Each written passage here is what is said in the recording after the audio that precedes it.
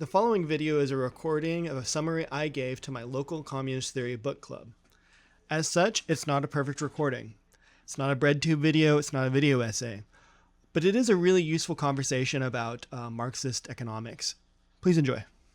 So our text is Wage, Labor, and Capital, obviously, written by our main man, Carlos.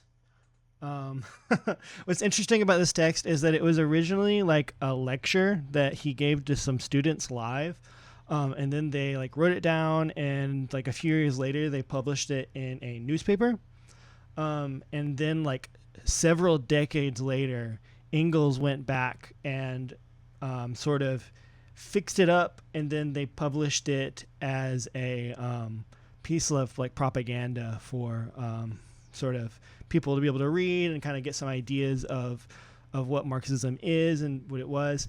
And because of that, some of the ideas, especially in the early version of the text before Engels kind of modified it and corrected it, were not exactly right. Like to give a little bit of an example, like the lecture was 1847 and then like Capital came out in 1867. So like it was like 20 years between this text and whenever Marx like fully finished his ideas. And because of that, some of the ideas are a little incomplete. Engels does a lot to fix that. But some of them are still, I don't want to say wrong. They're just not exactly what Marx would have said towards the end of his life. You know what I mean? So to sort of fix that and to sort of also make it more interesting, I've included some of the ideas from Capital in this presentation as well, kind of like last time, which should make it more interesting for everybody and make it a little more correct, because, you know, the original lecture was like almost 200 years ago, which is crazy to think about. So before we can talk about wages, we have to talk about a few things. We have to define a few things. First of all, what the hell is a commodity, right? So a commodity is like any item that is produced to sell, right? So a commodity has both a use value and an exchange value, right? It's like physically useful for something and it can be exchanged for something. Like the kind of quintessential example I've put here is Coca-Cola, because its use value, obviously you drink it and it tastes good. Its exchange value is you can buy it. It costs like $1, $2 for a bottle. And a price is just an estimation of what the exchange value would be expressed in money, right? So, cool. How do we determine what that price of a commodity is, right? There's competition, obviously. In sort of bourgeois economics, we have the sort of like exchange rate, where it's like the price is determined by like supply versus demand, right? But Marxism, we look at it a little bit more in depth. We look at it a little bit more thoroughly. So we have threefold nature of competition for a commodity, where the sellers are competing with each other to sell the product for the lowest price.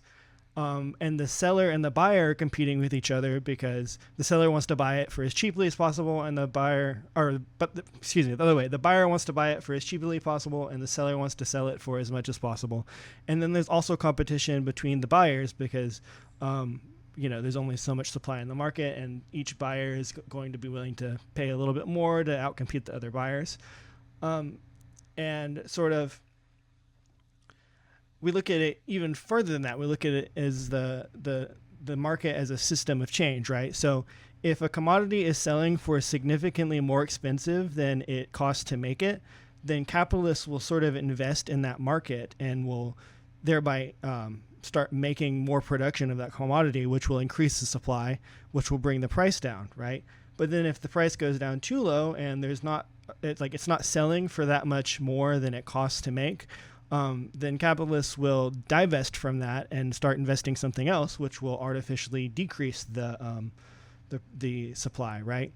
So the sort of bourgeois economists just kind of look at what the price of the commodity like as a fixed point individually. So like they look at it just as the individual commodity one by one, right? But we as Marxists, we say, well, look, if you look at how the market moves in total over time, you'll see that it's forever just tied to the cost of production, right? It's always just kind of wiggling in and out of the cost of production, and it can never escape the cost of the production. The cost of production is the base point for how much a commodity will cost.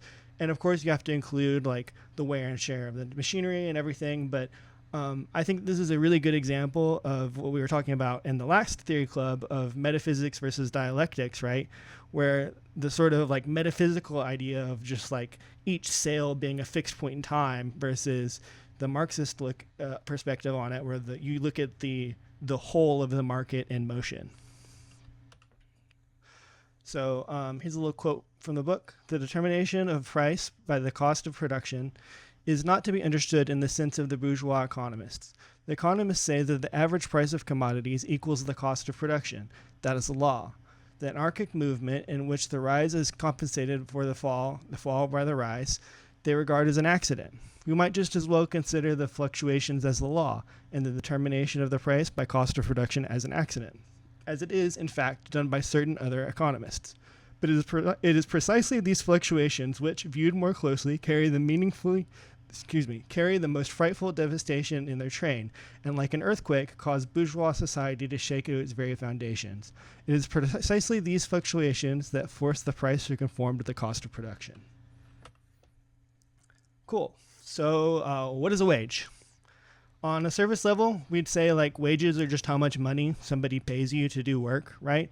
But it's a little bit deeper than that, because what the capitalist is paying you for isn't actually your labor. They're paying you for your labor power. So the difference is your labor power is your capacity to do work, right? If you show up to work and there's no work for you to do, like you're probably still just going to sit there and do nothing while you wait for work to happen, but you're still going to get paid for it, because what you're being paid for is your time and your labor power, not necessarily the amount of work that you're doing. It's kind of a nuanced difference, but it is a meaningful one. And oftentimes wages are kind of thought about as like your share of the final price of the thing that you're producing. But the thing is, like the capitalist is paying you before they sell the commodity, right? So the capitalist is paying you out of already existing capital that they had. So it is a little bit different than just that. And from the capitalist perspective, they're buying your labor just like they would buy anything. They would buy, a yard of silk or whatever. So to them, your labor is a commodity. It's something that has use value because it's labor power. You can produce something with it. And it has exchange value because you're selling it. So there's also a threefold nature of competition to labor as a commodity, right? So you have the laborers against each other, because if one laborer works harder, then he's more likely to get a job than the other laborer, and if he works cheaper, etc. And then you have the laborer versus the capitalist, right, where the laborer wants to get paid as much as possible for his time, and the capitalist wants to pay him as little as possible. And then you have competition between capitalists to provide the best possible working conditions for their workers, hypothetically. So wages are a commodity, obviously, so they are determined in the same way that other commodities are determined, right? So wages are just the special name for the price of labor power, right? And it's also determined by its cost of production. But in this case, the cost of production isn't like the raw materials and everything. It's the cost of living of the workers, and also like enough money to make sure that that worker can reproduce itself, can have children, can, save up to retire, can get the education it needs, right? So if a worker needs a great deal of education to do a job, his cost of production is higher because he has to spend more of his life training to even be able to do that job. And that's why they get paid more, because their cost of production is higher. Okay, so what is capital then? Capital is any raw material, money, commodity, slaves, any object or thing or concept that is used by capitalists to produce more capital by applying labor power to it, right? So the thing about that too is that it's not any object. It has to be actually producing capital to be capital, right? So The example Marx gives is a spinning wheel. If you just have a spinning wheel in your garage and maybe every once in a while you use it to like make some socks or something, it's not really capital because you're not using it to produce capital. You're just using it to make socks for yourself. You're not selling anything. But if that same spinning wheel is then put in a factory and you put somebody on it to work and they start making socks for sale, then it becomes capital. So capital is a social kind of construct in itself. And from the capitalist perspective, like everything has exchange value. So just money itself can then therefore exist as capital because it can be exchanged for all of these things. And because capital, like any item that you're making, is the product of labor power, right? So you turn labor power into capital over time. So you can kind of see capital as just the accumulation of labor power. And as we say, it's a capital is a social kind of idea. It's why it makes more sense to make it a sociology thing than like an economics thing, right? So our society as it's made up is made up of the voluntary association of workers and capitalists. How voluntary that is, we'll talk about it. But the capitalists must exchange a portion of their capital for labor power, and the wage laborers must exchange control over their labor power for their means of subsistence, right? So the capitalist needs the laborer, and the laborer needs the capitalist so he doesn't starve. And if you kind of take the sum total of all of these exchanges and relationships we have, it's society, right? And not just society in general, society at a specific stage of development. We thus see that the social relations within which individuals produce, the social relations of production, are transformed with the charge of development of the material means of production, of the forces of production. The relationship of production in their totality consumes what is called the social relation, society, and moreover a society at a definite stage of historical development, a society within a peculiar distinctive characteristics. Ancient society, feudal society, bourgeois or capitalist society are such totalities of relations of production, each which denotes a particular stage of development in the history of humankind, right? So the fact that like in feudal society, everything was mostly like based on farms and people's relations to like land rights and everything, and that in capitalist society, it's mostly like an industrial kind of society. That's not just an accident. Like the technological development and the relationships of the society we have kind of builds that societal structure. Farmer 1 shilling, which he exchanges for the means of subsistence, which he consumes more or less quickly. The 1 shilling he has therefore been consumed in a double manner. Reproductively for the capitalist, for it has been exchanged for labor power, which brought forth 2 shillings, unproductively for the worker, for it has been exchanged for the means of subsistence which are lost forever, and whose value can be obtained again only by repeating the same exchange with the farmer. Capital therefore presupposes wage labor presupposes capital. They condition each other, each brings the other into existence. So I think it's nice to point out like this idea of the two things like bringing each other to existence, and these contradictions are what hold society as we live it. That's dialectics, right? So that's Karl Marx thinking and working through a problem dialectically. And in this process, workers are sort of alienated from their work, right?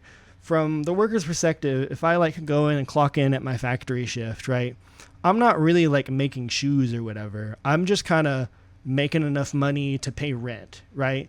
So because of that, we have a tendency to sort of feel alienated from a huge chunk of our life, to where our life kind of stops when we clock in and it kind of starts again when you clock out. You kind of just zone out that big block in the middle because you've just kind of sold it, like you're essentially just selling yourself as a slave for that time. And that, of course, has pretty major effects on us. And so capital, of course, can only be created through labor power.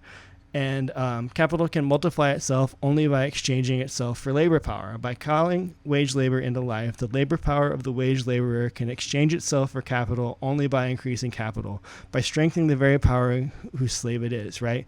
So we'll talk about this more in a minute, but it's just, he's pointing out that like it's a sort of trap that the wage labor has been stuck in, where the only way to survive is to make the capitalist stronger. So we've kind of forged golden chains for ourselves. And it's this contradiction that keeps capitalists and the working class forever linked to each other. So, there's this bourgeois economic idea of like trickle down, right? Where if the capitalist and the wage labor are tied together, then if the capitalist does good, then obviously the wage laborer will also do good, right?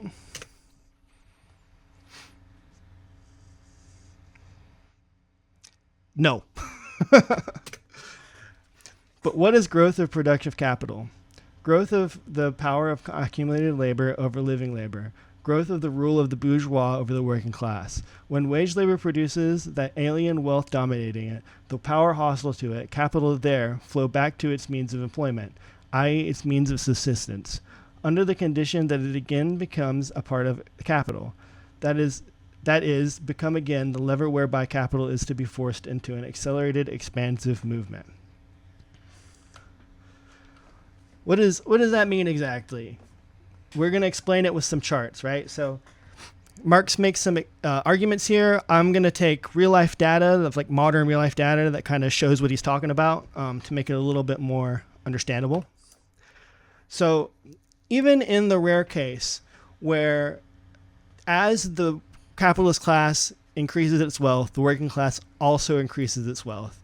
The proportion of wealth that goes to the working class is dramatically smaller than the proportion of the wealth that goes to the capitalist class. So if you see in this chart, like over the last, like from 89 to 2019, the bottom 50% of society is actually like lost a little bit of wealth.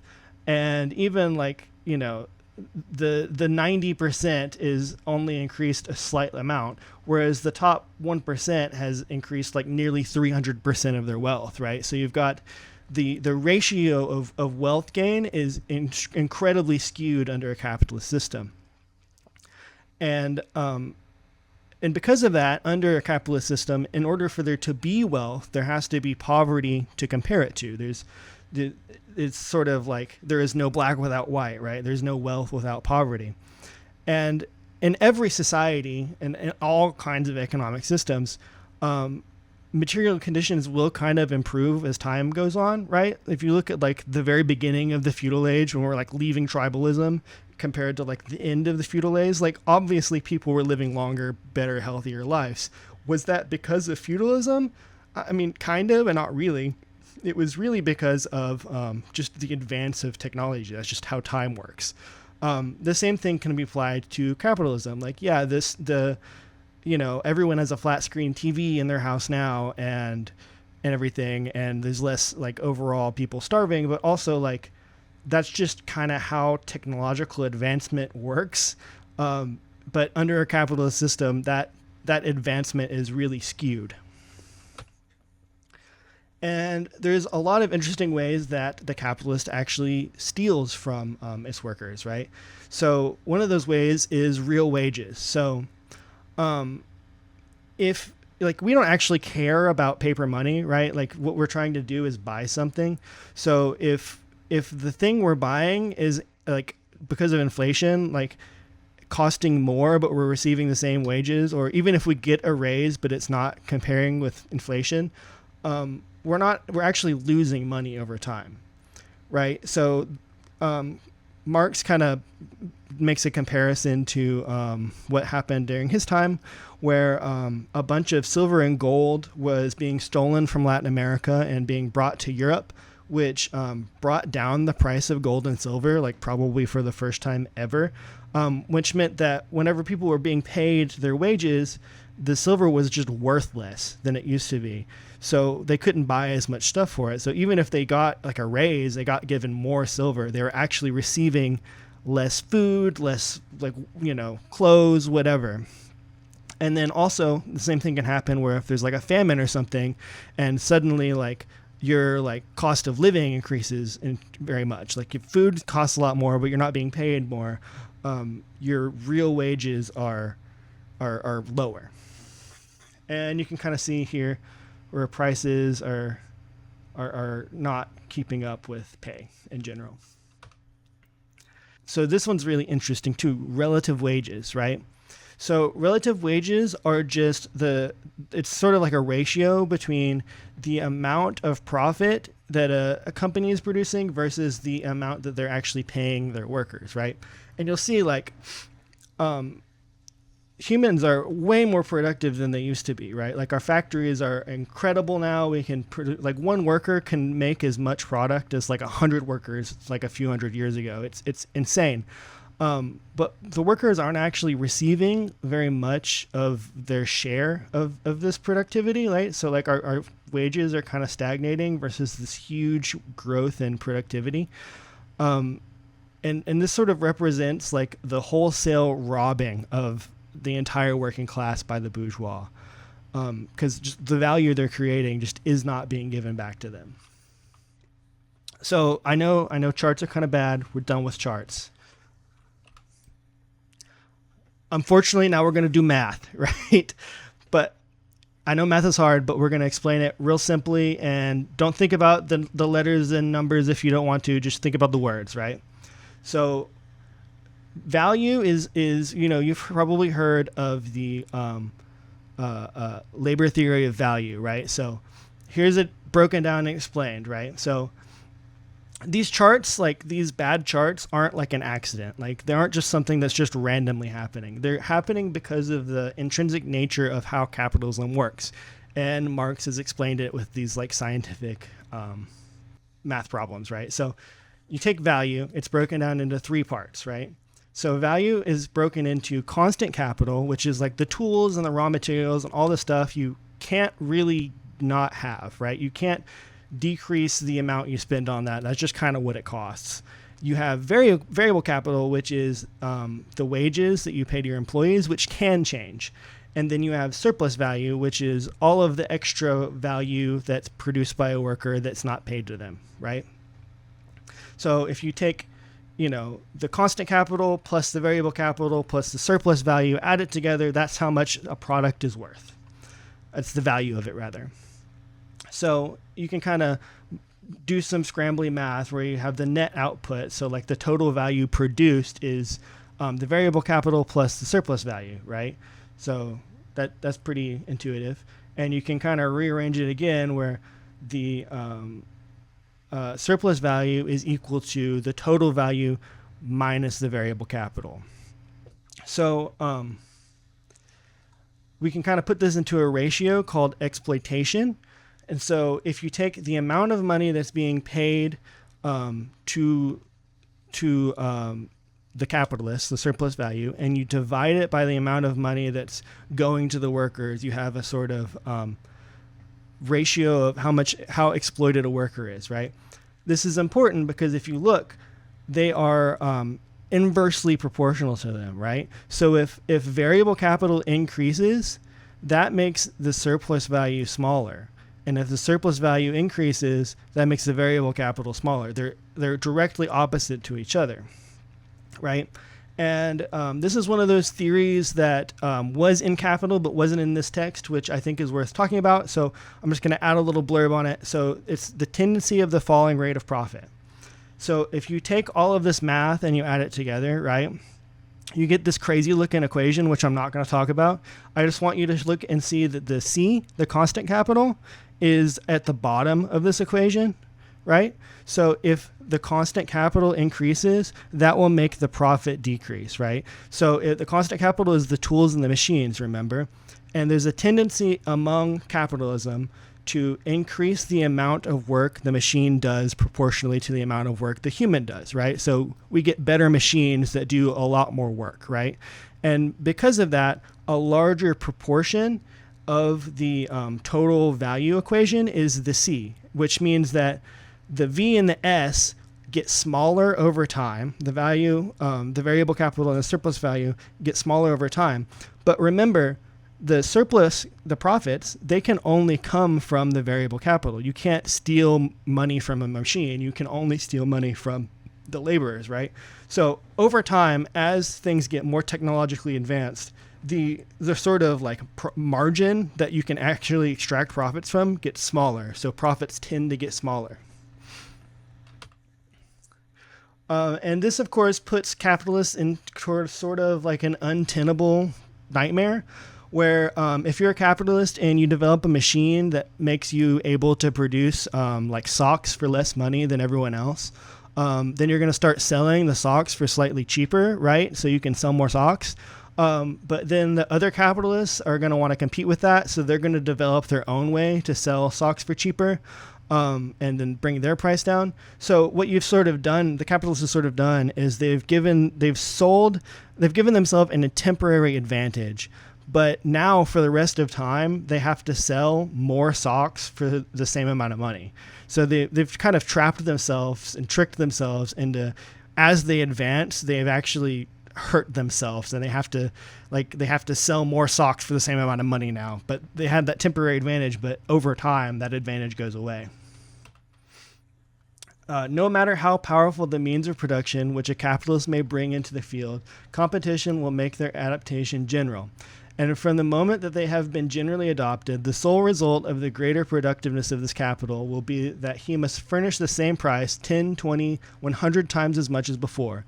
But since he must find a market for perhaps 1,000 times as much in order to outweigh the number of selling prices by the greater quantity of the sale, since now a more extensive sale is necessary not only to gain a greater profit, but also in order to replace the cost of production.